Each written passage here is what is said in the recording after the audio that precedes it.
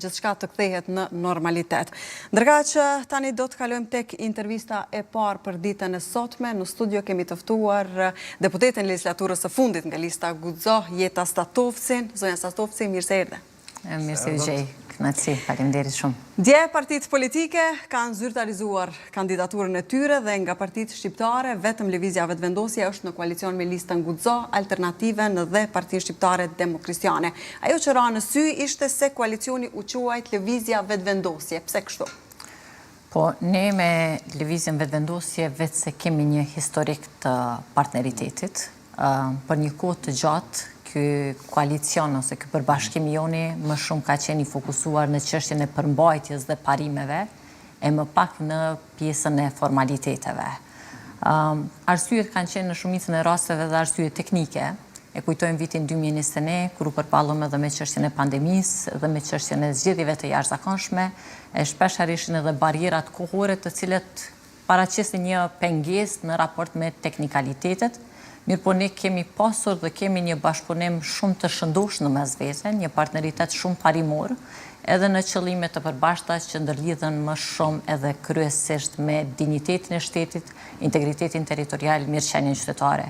Këto kanë qenë kornizat në të cilat ne kemi operuar, kemi përmbyllur një mandat të plot të bashkëpunimit, kemi pasur zgjedhje ku kemi pasur dhe lista të përbashkëta duke mos u fokusuar në teknikalitetet dhe formalitete, mirë po pjesë e fushatës vazhdimisht kanë qenë llogot e secilës parti, duke respektuar dhe diferencat e njërës nga tjetra. Se edhe keni vendosur edhe këto formalitete që po i Kjo na mundësoj po që të kemi më shumë planifikim kohor. Sepse ishte paralajmëruar edhe kohë më parë këtu pikërisht në studion ton, zonja Kusari Lila kishte përmendur se po tentojnë, po dëshirojnë që edhe Guxon të arrijë si parti ta testojnë dhe kësaj mund të jetë kjo ndoshta. Ne kemi pasur dhe kemi një prezencë të madhe dhe të fuqishme në kuvendin e Kosovës, duke qenë pra dhe një parti më e re në skenën politike, pra kemi 6 deputet, ku 2 prej tyre janë me më shumë se 100.000 vota, e të tjerët janë me më shumë se 30.000 vota, që tregon një vlerësim qytetar, edhe një performancë të mirë të atyre që kanë performuar qoftë në legislativ ose në ekzekutiv. Duke qenë parti e re në skenën politike, ne kemi marrë dhe kohën tonë drejt strukturimit dhe shtrirjes së më tutjeshme. Ne patëm edhe çështjen e zgjedhjeve lokale, ku testuam njëra tjetrën edhe në raport me lista të ndara, dhe pam dhe partia Guxo, kudo që ka kandiduar me listën e saj, ose ka rikonfirmuar mandatet që ka pasur, ose ka pasur rritje të mandateve, mirë po në secilin rast ka pasur rritje të votës. Kjo tregon për një shtrirje të më tutjeshme, një strukturim të më tutjeshëm në qytete të ndryshme edhe në kuadër të degëve dhe në degëve, mirë po në kuadër të zgjedhjeve nacionale, në çështjet nacionale të cilat ne kemi trajtuar dhe i shohim si çështjet kryesore, shpesh herë kemi menjanuar diferencat në mes nesh, sado që në kuadër të tërësisë tonë janë respektuar çështja e figurës dhe çështja e backgroundit politik edhe personalitetit politik të secilës, pa dashur të ndërhyjmë në atë të cilën ne besojmë si platformë politike, tonën personale në kuadër të partive të cilat ne përkasim, mirë po dhe në kuadër të platformës së përbashkët të cilat ne ndërtojmë si koalicion. Me formalitet apo pa formalitet, ne kemi respektuar të përbashtën tonë, mirë po kemi respektuar edhe dallimet në mes të njëra tjetrës. Kjo ka qenë si një respekt i ndërsjellët në mes të partnerve dhe ka shkuar në një sinkron shumë të frytshëm edhe të shëndosh si lloj e partneritetit. Çështja e koalicionit në kupton më shumë formalitet në rrafshin e aspekteve teknike, pra kuadër edhe të mandateve, mirëmbajtjes së financave të cilat marrin partitë politike, çështjen e emërimeve, karshi secilit subjekti ta kanë deputeti, e aspekte të tjera të cilat njohen më shumë të rrafshit teknik, se sa arsye e ndonjë veçantie specifike. Ka qenë vlerësim apo dakordimi përbashkët të gjitha partive që jeni në koalicion që koalicioni të quhet Lëvizja Vetëvendosje, apo është propozuar nga Lëvizja Vetëvendosje dhe pastaj ka marrë edhe miratimin tuaj? Ne kemi qenë tërësisht në rregull dhe prezenca jonë është rikonfirmuar me votë dhe ka pasur mbështetje të madhe qytetare, duke i ditur edhe diferencën edhe në kuadër të mandateve që kemi fituar. Pra asnjëherë nuk është tentuar që të zbehet diferenca e njëri ndaj tjetrit pavarësisht formës në të cilën kemi garuar.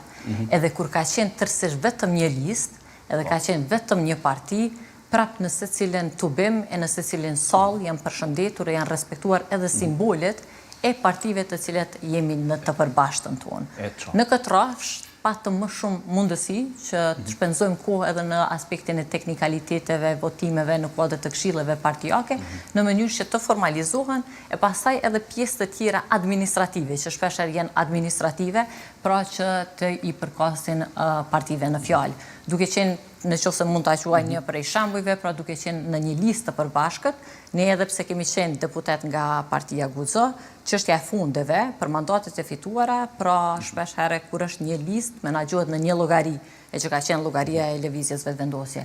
Tash duke qenë se është koalicion, kjo në kupton që dhe ndahen varësisht prej mandateve të fituara. Pra më shumë arsye teknike, të cilet i mundsojnë edhe pavarësojnë operimin e njerëz nga tjetrës dhe pavarësinë edhe privatësinë edhe çështje të tjera administrative dhe organizative. Duke qenë se prej partive shqiptare e kanë fjalën lëvizja vetëvendosjes bashku me Guxo dhe me partitë tjera, të cilat tashmë janë bashkuar këtij koalicioni, janë të vetmet parti që kanë formuar një koalicion zyrtar, meqense partitë e tjera edhe nuk e kanë bërë një gjë të tillë. Kjo po tregon se deri diku partitë ende nuk po mund ta gjejnë një gjuhë të përbashkët mes njëra tjetrës, ka pas përpjekje nga lëvizja vetëvendosje, Guxo ose të tjerët që ndoshta diskutohet për një koalicion parazgjedhor me ndonjërin prej partive të tjera shqiptare. Nuk jam në djenin në qoftë se ka pasur diçka tjetër. Besoj që po të kishte pasur tentativat e tilla, veç se do të kishim pasur një informacion të ndarë. Është diskutuar pra për formatin e tillë të cilin veç se kemi, edhe një diçka e tillë është ndërtuar. Koalicioni jon është shumë i shëndosh sepse bazohet në parime të cilat na kanë mirëmbajtur edhe po tregojnë një vazhdimsi ku edhe pse bashkë rrugtojmë, ky bashkë rrugtim nuk nënkupton tjetërsim i asaj se çka na dallon, është një mirëmbajtje e asaj që na dallon në kuadër të personaliteteve tona politike, mirë po me qëllimet dhe synimet e përbashkëta karshi segmenteve të cilat unë ceka, çështjen e forcimit të institucioneve tona, çështjen e ruajtjes së integritetit dhe dinjitetit tonë shtetëror dhe territorial, edhe çështjen e mirëqenies qytetare. Përderisa operojmë në këtë kornizë, çështja ka ecur pra edhe ka një historik të një partneriteti shumë të shëndosh. Vlera jonë dhe prezenca jonë, qoftë në ekzekutiv, qoftë në funksionet që marrim legjislativ, tregues dhe matë se ka pasur votën qytetare. Pra varësisht prej asaj se ne kemi marrë ose sa kemi marrë besim nga qytetarët, aq ka qenë, domethënë, edhe reflektimi i pushtetit dhe i fuqisë ekzekutive të marrë. Në këtë kornizë, përderisa kemi operuar, duket që të ecë marrë mirë, dhe kështu që tentojmë tash të punojmë edhe në rrafshe të tjera të asaj se çka sjellim para qytetarit. Dhe a pritet të ketë ndonjë ndryshim nga ajo që është bërë pra në këto zgjedhje? Po shkoni në koalicion formal, ndërkohë herave të tjera keni qenë të shkrirë në një listë të përbashkët. Përveç këtyre ndryshimeve, teknikaliteteve që i përmende, pritet me pas edhe ndonjë ndryshim edhe në aspekt të votës edhe gjëra të tjera? Po përbashkimi jo në vitin 2021 e ka ndryshuar skenën politike. Ne e dim që zgjedhjet e vitit 2021 kanë bërë një referendum dhe një tjetërsim të skenës politike, ku janë ndryshuar edhe formacionet e atyre pra se që kanë udhëhequr me shtetin edhe me institucionet e shtetit tonë. Ne këtë kemi munduar që ta shtrojmë tutje, pastaj edhe në rrafshin lokal, ku tashmë edhe kemi prezencën e asamblezëve nga partia Guxo, ku dhe në vitin 2021 ne shkonim në lista të përbashkëta. Kjo tregon që edhe pse kemi një partneritet, kjo nuk nënkupton shkrirje, kjo nënkupton respektim i diferencave tona, ku edhe mund të kemi bashkëpunim, mirë po dhe mirëmbahet ajo se çka është tjetër nga njëri tjetri, mirë po dhe mundësi që të rritet përderisa ka partneritet. Kjo ka qenë formati, ne këtë kornizë pra kemi operuar, tu kanë qenë format në të cilat ne kemi bashkëpunuar, atë të cilën ne e shohim si bashkëpunim, e bëjmë dhe transparente para qytetarit. Shpesh herë disa partitë të cilat i shohim ndaras, edhe pse janë ndaras, shpesh herë janë më bashkë se sa ndaras, kurse ne kur qëndrojmë bashkë e bëjmë edhe të qartë para qytetarit dhe këtë dhe e shfaqim në mënyrë shumë transparente. E përmendet vitin 2021, kësaj radhe keni vendosur që të hyni sërish në bashkëpunim me njëra tjetrën garës për zgjedhjet të jashtëzakonshme nacionale kësaj radhe. çka prisni realisht të prodhojnë këto zgjedhje pikërisht për lëvizjen vetëvendosje Guxo. Po pyes kështu sepse meqense e përmendet rezultatin e vitit 2021, një rezultat të tillë njohës të çështjeve politike, politologë të ndryshëm e kanë konsideruar pothuajse të pamundur për çën edhe një herë i tillë. Në perceptimin tuaj? Kur formohen partitë politike dhe kur ne marrim mandat si deputet, ne betohemi të punojmë në interes të vendit, edhe këto parti politike ekzistojnë që të punojnë për Kosovën, për shtetin e Kosovës, për interesat e Kosovës. Këto kanë qenë motive tona fillestare, këto motive na kanë përcjell dhe besoj që janë legjitimu tutje edhe me mbështetjen e madhe e qytetarët të cilët ne e kemi pas. Ne pam që një trend pozitiv i punës tonë është shfaq edhe në kuadër të zgjedhjeve lokale, ku kjo përbashkëta jonë pra nënkuptoj dhe 3 komuna më shumë, përderisa partitë të tjera pra pam që patën humbje të prezencës së tyre ose të pushtetit në nivel lokal, ku vetë se e kishin pasur. Kjo tregon për punën, integritetin, besimin dhe performancën që kemi pasur edhe në nivel lokal. Rezultati i 2021. Shpeshherë në kuadër të rrafshit 2021, unë e cika dhe më herët, ka një herë këto partit e blokut ish opozitar, edhe kur duken ndaras, mirë po në realitet janë bashkë. Këtë e kemi parë edhe në kuvendin e Kosovës, që nuk ka pasur asnjë diferencë të qëndrimeve substanciale ose politike të njerëz nga tjetra. Po zakonisht partitë që janë në opozit kanë qëndrime pak a shumë të njëjta kundrejt partisë që është në opozit.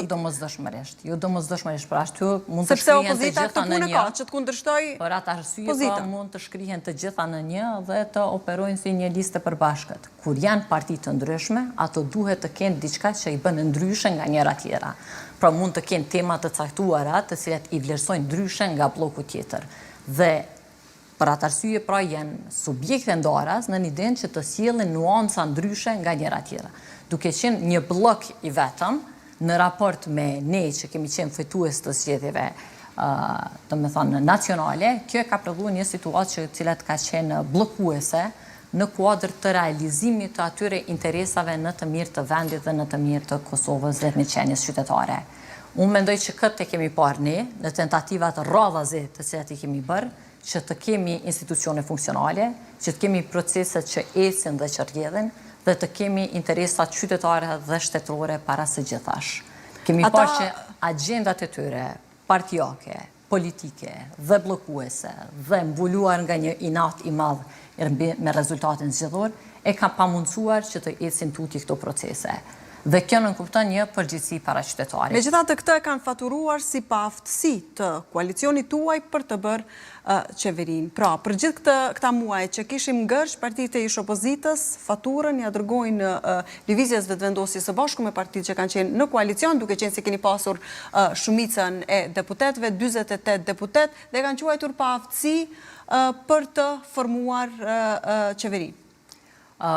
Nuk e do e kisha quajtur absolutisht të tillë. Ne kemi standarde mbi të cilat ne ndërtojmë koalicione. Ne kemi tentuar të hapim derën e bashkëpunimit në disa tentativa rradhaze. Mirëpo qasja bllokuese ka qenë që nga fillimi. Ju kujtohet që nga ato argumentet koti për atë raportin për verifikim të mandateve, ku thirrëshin në procedura e në arsye pa arsye, për të bllokuar çështjen e konstituimit të kuvendit. Patëm një varg propozime për kryetar kuvendi, të cilat nuk patën asnjë argument legjitim, mirë po refuzoheshin sa për të refuzuar. Pse është kaq e papranueshme lëvizja vetëvendosje për partitë e tjera? Sepse nuk është vetëm njëra që ka kundërshtuar, kanë qenë të gjitha në një farë mënyre. Po shohim ne patëm se për PDK nuk është vërtetësi fare. Absolutisht, dhe kjo ka qenë e qartë për motivet pse. Mirë po ne kemi menduar që mund të kemi potencialisht për shkak të numrit edhe nevojës për numra në mënyrë që të arrijej shumica, në mënyrë që të kemi institucione funksionale, që të kemi potencialisht një partneritet me nismën, e cila kishte 3 deputet, dhe ne besonim që do mund të gjehej pra një lloj reflektimi edhe nga subjekte tjera politike që të kemi institucione funksionale dhe procese pra që rrjedhin. Fatkeqësisht, politika dhe qëndrimi politik i nismës, karshineve, mund të them në një formë ose tjetër, ka qenë gati qëndrim politik shantazhues. Në gjuhën popullore, pra mundet lirisht me u quajtur sikurse ta kom gjetë ditën. Në kuadër të këtyre rrethanave kanë kërkuar gjithçka, pra duke u nisur edhe nga pozita e kryetarit të kuvendit, e ushtruesit të detyrës së presidentit pas sa muajve, dhe gjithashtu dhe prezencë në ekzekutiv. Ndonë se morën në një takim që pati kryeministri në Detyrë Kurti me diasporën, u bëhe ditur se oferta për nisën më ishin 4 pozita të larta në institucionet shtetërore. Pse mendon se pikërisht as nisma nuk arriti ta gjente këtë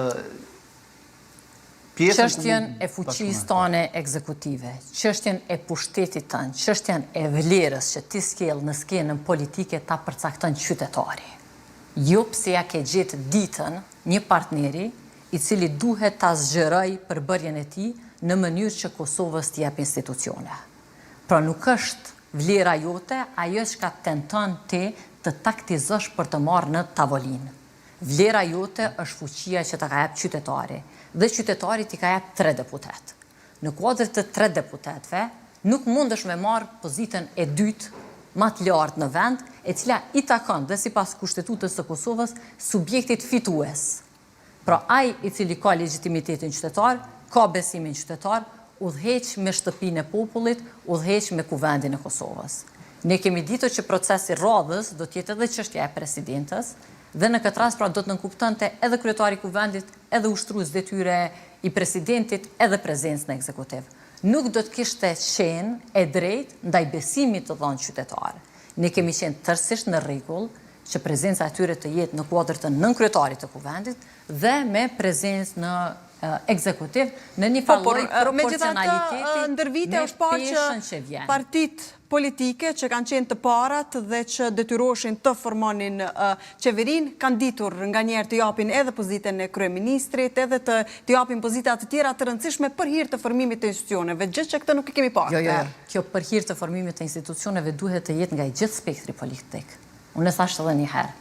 Një format të cilët ne i bëjmë partneritetet, format në të cilët ne qeverisim, ka një standard mbi disa parime. Ai parim është legitimiteti yt edhe vota edhe besimi qytetar.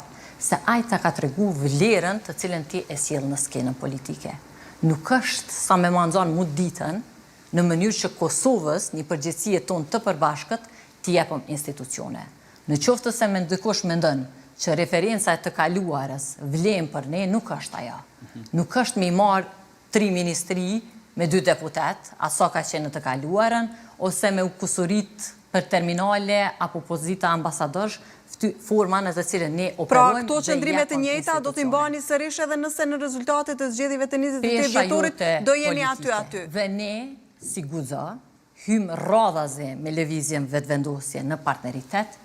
Asnjëherë nuk diskutohet për poste, asnjëherë nuk diskutohet për funksione, pa u ditë dhe pa u qartësu sa është pesha jote politike dhe vlera jote para qytetarit. Në qoftë janë 8 deputet, 6 deputet, 2 deputet, 3 deputet, ajo është çka e përcakton. Dhe gjithmonë diskutimet për digasteret e çështjet të tjera ne kemi bërë pas rezultatit të zgjedhjeve. Kjo është parimore dhe kjo është korrekte edhe ndaj atij që ta ka dhënë besimin, sepse në fund të fundit ne jemi veç se përfaqësues qytetar për të përfaqësuar çat besim të dhënë. E gjithë Kosova nuk mundet me qenë në kuvend, andaj delegon përfaqësues ku ta jep besimin me votë që ti përfaqëson interesat qytetar. Dhe interesi qytetar është i të gjithëve. Pra nuk është vetëm i subjektit fitues, është edhe atij i cili mendon me qenë partner edhe me pas funksione që rrjedhen jo domosdoshmërisht vetëm për interesin e tij partijak dhe të ngushtë, mirë po për interesin qytetar. Dhe do të kishte qenë shumë në rregull nëse do të kishte pasur pra një dakordans që nënkryetarin e kuvendit, prezencën në ekzekutiv, postministror, pjesën tjetër të zëvendës ministrave, dhe do të kishte qenë korrekte edhe ndaj atij që ka fitu, edhe ka fitu me 48 mandate, edhe prezencës tane me 3 deputet, që edhe pasaj mbi të gjitha interesit publik dhe institucionet. Për mbi që lëvizjave vendosje vazhdon të mbajë qëndrimet e njëjta që i pati edhe para se të shkonim në zgjedhje, e që realisht njësë të çështjeve do të politike kishte qenë që ne të lëshojmë peh. Mirë po nisma, ne po e shohëm që nuk po e gjenë rahatin e vetë me asnjë nga taburet politike. Si po e sheni që po shkone vetë me në zgjedhje 28 po e shohëm që ajo nuk arriti që të ketë mirë kuptim ose bashkëpunim të mirëfillt as me AK-n, E as me neve që patëm një varg mundësi edhe tendenca që të kemi një bashkëpunim edhe institucione, e besa as në këtë tentativën e fundit që pati me LDK-n. Kjo po në kupton që këtu nuk kemi të bëjmë me diçka parimore të qëndrimeve politike, po kemi më shumë të bëjmë me disa taktizime sa për të ardhur deri në pushtet. E vetme, mund ta kaloj nisma pragun sipas jush? Unë nuk e shoh që do të mund ta kaloj pragun. Kemi edhe referencën e të kaluarën, kemi edhe rezultatin e fundit të zgjedhjeve të 2025-s, ku bashkë me AK-n edhe një varg parti të tjera mezi që kaluan pragun, qëndrimet e fundit, të cilat në esencë më shumë janë të egos dhe të refuzimit, se sa të përmbajtjes dhe të arsyes politike. Megjithatë jeta po e shoh disi, është vetëm në këndvështrimin ton, me qenë se miremi për çdo ditë dhe bisedojmë, po e shoh se një gjuhë më e butë, më e shtensionuar duket jetë mes partive politike kësaj kohe. Është kjo një shenjë pozitive ndoshta për këtë fushatën zgjedhore në cilën tashmë po hyjmë që do jetë deri në fund të pothuajse dhjetorit? Unë sinqerisht besoj fuqishëm. Sepse ndje se po ndërpresa njerë, sepse pikërisht gjuha e përdorur në të kaluarën shpesh herë është përdorur si argument për mos arritje të në marrëveshje mes partive politike. Duhet them që gjuha e tyre ndaj nesh ka qenë dukshëm e vrashtë. Epitetet që kanë përdorur kanë qenë dukshëm më fyes. Ata e përdorin si ata po i referohemi partive ish opozitore, përmendën të cilët janë drejtuar nga fyrjet më të ulta e deri tek etiketimet edhe ndaj kryeministrit në vend kanë qenë në nivelit më të ultë. Mirë po prapë megjithatë nuk ka arsye që të përdoret e njëjta të gatshëm që të kemi partneritet për hir të institucioneve dhe proceseve të cilat kërkojnë përgjegjësi. Këtë se kemi bërë vetëm me nismën, këtë kemi bërë edhe me LDK-n. E besa gjuha ma e randë e cila ka ardhur drejtuar kryeministri deri në rrafshin e fyrjeve personale, e besa dhe familjare, ka qenë kryesisht që ka ardhur pikërisht nga LDK-ja, e cila në një parti me një historik të tillë e të pasur të kaluarës politike as nuk i përket. E as nuk është shembull i LDK-s që duhet jepën gjeneratës së ri dhe votuesit të ri për hir të trashëgimisë të cilën e ka LDK-ja si subjekt politik dhe të kaluarës dhe kontributit që ka marrë. Megjithatë në arsye tonë që kthehet me të njëjtën monedhë, pa marrë parasysh për cilën parti bëhet fjalë, gjuha duhet të jetë më moderuar, ndoshta edhe për hir të qytetarëve që po e përmendni vetë. Pajtohem. Për hir të asaj, ne prap kemi dashur të zgjasim dorën e bashkëpunimit dhe me LDK-n, sepse kemi menduar që kjo një hapësirë dhe mundësi të bashkëpunimit. Besa kemi menduar që me LDK-n ne do mund që të zgjidhim të gjitha proceset, qoftë ato të kuvendit, qoftë ato të qeverisë, besa edhe të presidencës. Sepse mendonim që numrat janë të mjaftueshëm që të kemi një stabilitet institucional. Besoni që gjatë kësaj fushate të dy partit do të jenë më të kujdesshme edhe në diskursin edhe në mënyrën se si i flasin njëra tjetrës në mënyrë që të lënë vend pastaj pas zgjedhjeve që të ketë një bashkëpunim, sepse nëse do të kemi rezultatin aty, koalicionet do të jenë të domosdoshme sërish. Nuk mund ta parashikoj se si mund të jetë dhe gjuha e të tjerëve. Por ju mund ta dini se cila mund të jetë gjuha juaj, kritikues në sensin aty ku ka qenë hapësira për kritik, ku kemi menduar që është dashur ndryshe, sepse qëndrimet dhe veprimet tona kanë një implikim në jetën e përditshme qytetare dhe në çështjen e operimit të shtetit dhe proceseve në vend. Andaj s'mundemi me qenë tërësisht indiferent ndaj asaj se çka ka ndodhur, sepse kishëm një blokadë dhe një vakum të madh institucional i cili do duhej të ishte tejkaluar, sepse nuk ka përmbajtje, do me thonë asnjëherë s'kemi pasur edhe nuk kemi pa argumente racionale të arsyeshme për të gjithë këtë sabotim i cili ka ndodhur. Patëm një varg refuzime për të gjithë kandidatët për kryetar kuvendit të cilët ne i propozuam. Patëm pra duke filluar nga gruaja me më së shumti vota dhe legjitimitetin e saj, e pastaj tek zonja tjetër me po ashtu më së shumti vota, e te figura tjera të cilët mendonim që do të ishin më të pranueshëm, të gjithë u refuzueshin. Kjo të ndodon tendencën e tyre bllokuese si një blok i vetëm që refuzon gjithçka. Andaj ka qenë e vështirë që... Teksa po flasim për gjuhën, zonja Sadovci, shohim që deri më tani, ndonë se akoma zyrtarisht nuk kemi hyrë në fushat, megjithatë partitë politike vetë se kanë filluar ta sulmojnë njëra tjetrën, qoftë në mënyrën se si ka rrjedhur gjithçka deri më tani, apo se si do të zhvillohet edhe procesi zgjedhor, dhe kemi një deklaratë të parit të LDK-s Lumir Abdigjiku, i cili thotë se sekti i VV-s do të manipuloj votat e diasporës.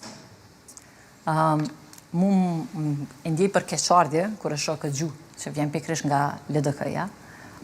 E besa vjen edhe për keqardhje, për çështjen e shtrirjes së madhe të cilën ka pasur pikërisht LDK-ja në diasporë dhe në Morgat, të cilët kanë qenë shumë të lidhur me të gjitha proceset që kanë ndodhur në vend, qoftë para lufte, qoftë gjatë luftës, qoftë pas luftës, qoftë në procesin e ndërtimit, qoftë në infuzionin më të madh ekonomik që i ka ardhur vendit. Dhe duke pasur një prezencë kaq të fuqishme dhe vendimtare, ata e meritojnë të jenë pjesë dhe e përfshirë e proceseve vendimtare karshi vendit. E kjo është më e pakta përmes votës. Ne jemi munduar që të lehtësojmë procedurat në mënyrë që vullneti tyre politik të shprehet dhe unë nuk e kuptoj pse është gjithë kjo frikë dhe kjo refuzim ndaj mundësive të lehtësimit të Mërgatës që të votoj dhe të shpreh qëndrimin e tyre politik. Përderisa është pjesë kaq integrale e të gjitha proceseve të cilën e kanë ndërlidhur dhe e përcjellin Kosovën dhe më tutje. Kështu që unë mendoj që zoti Abdigjiku mund të ketë qenë i nisur nga vetja, sepse ne dim që diskutimi më së shumti rreth manipulimit të votave të diasporës ka qenë pikërisht në subjektin e tij. E besa kemi pa dhe mesazhe të dalura nga komunikimi i brendshëm i kryesisë, i cili e quan dhe pjesë të një lloj strukture të organizuar kriminale e gjithë çështjen e procesit të votimit me post në Mërgat. Kështu që mund ta ketë pra referencën nga vetja mbi këtë supozim të cilën niset. Statovci, kur jemi tek lidhja demokratike e Kosovës, më lejo që t'ju pyes ndoshta edhe për një ankesë të cilën e publikuan se kanë bërë në PZAP, e që ankesë kjo edhe është miratuar nga këta të fundit. Ministria Punëve të Jashtme dhe Diasporës, për t'i vendosur ndoshta në kontekst edhe shikuesit cilët po na shohin, ka ofruar disa hapësira shtesë për votim përveç ambasadave dhe konsulatave, ashtu që diaspora të ketë ndoshta më të lehtë edhe më afër vendvotimit dhe kësaj edhe më të lehtë procesin e votimit. Lidhur me këtë është nis një ankesë nga Lidhja Demokratike e Kosovës, që më pas është miratuar nga PZAP-ja. Si e shihni këtë? U diskutua shumë atje edhe në E përmenda shkara zgjedhë më herët që pikërisht një subjekt i cili ka pasur një shtrirje kaq të madhe në Mërgat, sot i pengon që Mërgata të ketë lehtësim në çështjen e procesit të votimit. Pra është e pakuptim për çfarë arsye mendon tendenca që për të vështirësuar procesin e shprehjes së vullnetit të tij politik, Mërgatës tonë, e cila është kaq integrale në secilin proces të jetës tonë qytetare, përmenda prej para luftës, gjatë luftës, tutje në procese, në rrafshin ekonomik, në rrafshin institucional, bizneset të cilët sjellin, shembujt besa që sjellin duke qenë që jetojnë dhe kanë kaluar një pjesë të jetës në demokracitë më të forta dhe në shoqëritë më të zhvilluara dhe kanë mundësi që të bëjnë dhe këtë krahasimin se si mundet dhe me qenë dhe vendi ytë ndryshe. Unë jam munduar që të marr pak më shumë informacione dhe Ministria e Punëve të Jashtme ka një memorandum me KQZ-n, të cilën pra dakordohen që aty ku hapësirat diplomatike, qofshin ambasada ose konsulata, për shkak të hapësirës së tyre të vogël, e kanë të pamundur që të realizojnë procesin e zgjedhjeve, është e dakorduar sipas memorandumit që të shikohen pra hapësira alternative, të cilat do ta mundsonin po atë proces, mirë po vetëm me një hapësirë e cila po lehtëson kushtet, pra mundet me qenë një hapësirë më e madhe. Shembujt të cilët i kanë marrur, kanë qenë shembujt dhe nga shtetet e vetë se e bëjnë këtë praktikë, për shembull shteti i Turqisë, i cili ka po ashtu një Mërgat të madhe në Gjermani ose në vende të tjera, dhe bën një praktikë të tillë, pra në qoftë në salla të sportit, hapësira në shkolla ose dikun tjetër, që e mundson dhe faciliton këtë proces të rrjedhë më lehtë se sa në hapësira ku është ngushtë për shkak të rrethonave objektive. Këto hapësira fillimisht propozohen nga konsulatat dhe ambasadat, pra nga stafi diplomatik që vetë se qëndron në atë teren, dhe i dërgohen si propozime Ministrisë së Punëve të Jashtme, të cilat ja prezanton KQZ-s dhe KQZ-ja i vlerëson së bashku me komisionet e veta. Dhe kjo ka qenë pjesë e dakordancës të cilët kanë dy institucione me qëllimin e vetëm që të ketë lehtësim në procedurën e votimit. Ne pam që pat një ankesë që nuk do duhet të kishte ndodhur fare, sepse duhet kuptuar dhe motivi dhe qëllimi që ka të bëjë me lehtësimin e një procesi, ku nuk plotësohen kushtet fizike. Megjithatë, ata thonë se ka qenë tentim për manipulim sipas tyre të Po thashë dhe më herët, në qoftë se dikush e ka adresën për tentim në manipulim në procesin e votimit nga diaspora, është pikërisht LDK-ja. Dhe këtë e kemi parë edhe nga komunikimi brendshëm. Pikërisht nga kryesia, pra ku akuzojnë njëri tjetrin për këtë proces. E besa këtë na i tregojnë edhe numra, në qoftë se veç e bëjmë një lloj vlerësimi edhe gjykimi qoftë nga një proces në tjetër se si lëvizin çështja e votave, e pastaj edhe pjesa e dëshmive tjera rreth ngjyrës së kimikut, formës, aspektet të tjera të cilat tregojnë për mundësitë e manipulimit. Kjo ka qenë tërësisht në mënyrë që të krijohen kushtet dhe standarde më të përshtatshme që të realizohet po ai proces, mirëpo në një hapësirë më të përshtatshme, ku përsëri KQZ-ja do dërgonte vëshkuesit e vet, edhe pjesën tjetër që mbikëqyrin mbarvajtjen e procesit zgjedhor. Qëllimi mendoj që është tërësisht tjetër, pikërisht pra për ta pamundsuar këtë lehtësimin drejt pjesëmarrjes së mërgatës në procesin e zgjedhjeve në vend. Është pritur që në këto zgjedhje që do të bëhen në fund të dhjetorit do të ketë aderime të reja në partitë politike. Kemi parë më shumë tek Lidhja Demokratike e Kosovës, pse nuk ka pasur te ju dhe realisht do të ketë ndryshime në lista apo do të jenë të njëjtit, duke qenë se është parë edhe zhgënjimi i qytetarëve për gjatë gjithë këtyre muajve me të gjithë deputetët të cilët i kanë votuar dhe për muaj të tërë nuk është arritur që të formohen institucionet dhe të vazhdohet tutje me punët që kanë mbetur në gjysmë. Do të ketë ndryshime në lista apo jo? Tash mund të flas vetëm për partinë që përfaqësoj, pra për GUZO. Ne jemi në diskutim dhe me disa prej figurave të cilat mendojmë që do të sjellë një risi, do të sjellë një vlerë edhe në skenën politike në vend. Ende është në rrafshin e diskutimeve, derisa të kemi edhe konfirmimin e tyre, edhe konfirmimin tonë besa, do të mbesen pra në çështjen e diskutimeve të brendshme, mirë po do të ketë ndryshime, pra listat të cilat janë prezantuar do të kenë edhe ndryshime brenda vetës, jashta asaj të cilat vetë se i kanë mandatet e konfirmuara. Ndërsa për lëvizjen vetëvendosje, duke mos qenë direkt e përfshirë, të më abstenoj të jep një qëndrim, sepse mund të mos kem informatat e nevojshme, kurse për subjekte disa të cilat po tentojnë që të prezantojnë kuadra, po më duket më shumë ka një farloj vetëm riciklimi të figurave të cilat vetë se kanë qenë ekzistuese, pra pa me dhe kandidat për asamble të cilat tashmë prezantohen si aderime, mirë po në anën e asaj të cilat ne po tentojmë që të shtjellojmë tutje është me disa figura që mendoj që do të jenë shumë interesante edhe për publikun. Qartë. Dhe ndërkohë beson që do të ketë më shumë dalje të qytetarëve në këto zgjedhje apo ndikuar nga gjithë situata që kemi parë muajve të fundit edhe mund të ketë reflektuar edhe tek qytetarët, po them si një lodhje nga gjithë kjo situatë? Unë mendoj që gjithë kjo se çka ka ndodhur është pikërisht ajo që duhet të reflektuar se sa e rëndësishme edhe sa me fuqi është vota qytetare. Se si mund të zhbllokoj procese ose të krijoj një situatë e cila krijon një tabor bllokues ndaj gjithë shkaje, jo për arsye, jo për racionalitet, jo për argumente. Kjo ke e përsëritshme në gjithë shka që tentonim të bënim, edhe kur tonin që të flisnim për buxhete të RTK-s ose të Prishtinës, të Gjilanit, të Zubin Potokut, apo për çështje të marrëveshjeve ndërkombëtare ose për çështje të planit të rritjes të cilat pra nuk janë segmente që i përkasin një qeverie, ato janë të Kosovës, edhe ato bllokoheshin.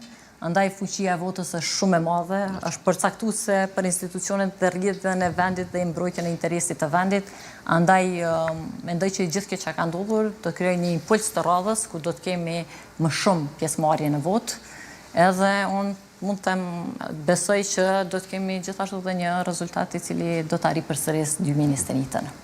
Atëherë kur e dërguan dhe vendin në zgjedhje pikërisht në kohë pandemie, kur tjerë të mirëshim pra me çështjen e distancës e vaksinimit, ne mbanim zgjedhje detyrimisht. Po, kjo mbetet të shihet sigurisht në zgjedhjet që do të bëhen tani në fund të dhjetorit. Faleminderit shumë, zonja Sotovci që ishe në studio. Ishte kënaqësi, faleminderit shumë edhe një herë për kohën, ndërkaq nga këtu do kalojmë